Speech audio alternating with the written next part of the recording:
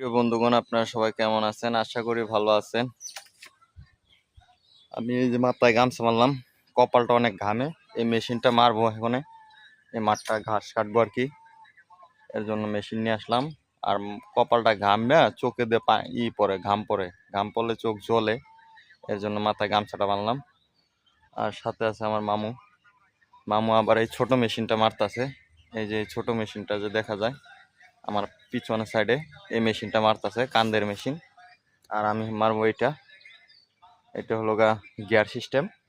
আপনি এই জায়গায় ধরে রাখলেই, এই জায়গাতে ধরে রাখলেই গাড়ি দৌড়ে। তারপরেও কষ্ট, হাইটা যাইতে হয়তো অনেক কষ্ট লাগে। আর এই ব্যাগটা হলো খুইলা রাখছি, কারণ এই গাছটা মানে ব্যাগ আর নেব না, এটা ছড়ে যাবে রোদ উঠছে যখন শুকায় যাবে ঘাস, এর জন্য।